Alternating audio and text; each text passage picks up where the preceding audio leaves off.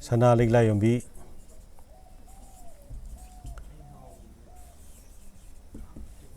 Sana Liga Yumbi Hari Pose Hana Hunjanganu in the Jatra on Baido Yumji charging at the Kayating at the Sana Ligla Yumbi and Hunjanganu Seen a Pangri Kai of Pang the Gabu She Jatra Hunjalakanda Koi Toy Coxalani Toy Coxamazi Asagi any my boy my be oro Ade Jatra Humba Hiboro Missy Oro Si Posi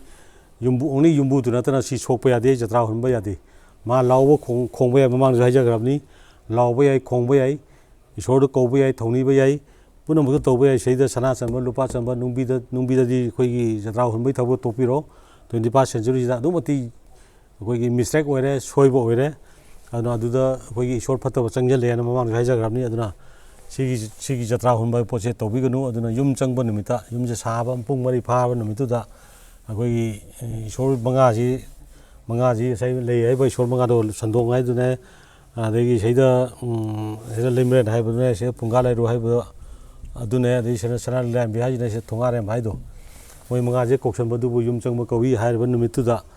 had Sana Lamb be Hiba Jatra Jiu Coxan Badu Puna Tobu Hana Toxalabadi Mystery Makon Makuna so where me Patabuna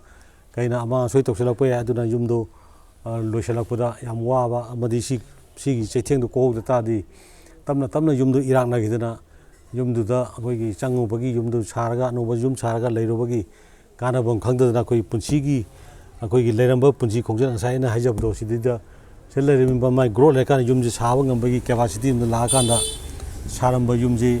Koi Shri Chanjam Lakanda Adam Lekata Mang Baji Compulsory Ore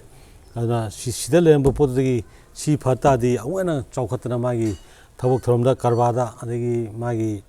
Punchi Kongi to the Toy the Mayama Ukalorkanda Sachini and Hajari